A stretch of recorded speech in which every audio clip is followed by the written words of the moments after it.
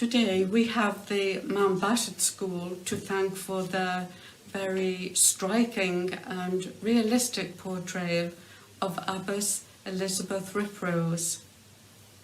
Her predecessor, Abbess Anne Westbrook, died in the precincts of Romsey Abbey on the 21st of November 1523 and was laid to rest before the high altar, which was the custom at that time. The election of her successor took place on the 16th of December 1523, when Elizabeth Riprose was chosen, and she was destined to be the last Abbess of Romsey. As Elizabeth had joined the nunnery more than 20 years previously, for she appears on a list of the nuns dated the 6th of June 1502, one surmises that she must have been between 35 or 40 years of age, or even a little more. She isn't mentioned as having held any lesser office before becoming abbess. The records of the Bishop of Winchester's visit to the Romsey nunnery during this period provide evidence that she had to deal with some serious disciplinary issues, as well as the turmoil of the dissolution of the abbey. An extract from the register of Richard Fox, Bishop of Winchester, from 1501 to 1528, records the fate of one sister, Lady Alice Gorson, who on the 16th of January 1527 confessed that she had used bad language with her sisters and spread abroad reproachful and defamatory words of them. While spared excommunication, she was told that if her behaviour continued, a red tongue made of cloth would be used on the barb under the chin and remain there for a month. It must be borne in mind, however, that the accounts of visitations only recorded the faults of the convent and not its virtues, and therefore, regretfully, provide only a one-sided view of the state of the nunnery. In relation to Elizabeth Riprose herself, the indications are that she was a very capable woman and did her best to discharge her duties under a variety of circumstances and improve the state of the convent.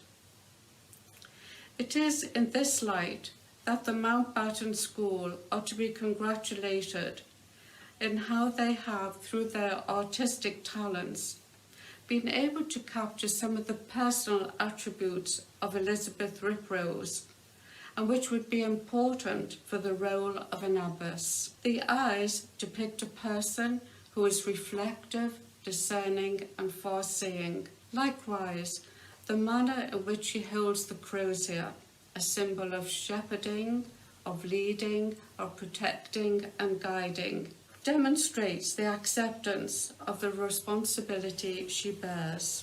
Also, her left hand seems to clearly portray a woman who is not frightened to admonish or offer guidance, as the case may be. And lastly, the word fidem speaks of a woman of trust, faith, and confidence. A letter from John Foster to Sir Thomas Seymour, dated the 28th of December 1538, provides a glimpse of the state of the nunnery just before its dissolution the following year. The list of 25 nuns and Abbess Elizabeth is a far cry from the number of around 100 nuns in its heyday, from before the Norman Conquest until the time of the Black Death. The story of the dissolution of Romsey Abbey is complicated, and those wanting more information can refer to the chapter on the suppression in Henry Living's book, Records of Romsey Abbey. A link to an online copy of this book is available in the information for Abbess Elizabeth on the Abbey's website. After the dissolution, one way in which the fate of the abbesses and the nuns was discovered was through their wills. However, from research undertaken by Diana Caldecott from her 1989 publication, Hampshire Nunneries, no evidence was found of wills that could be attributed to any of the former nuns at Romsey. The last abbess, Elizabeth Ryprose, and all the sisters disappear from history, except for Jane Wadham, one of Sir Nicholas Wadham's two daughters.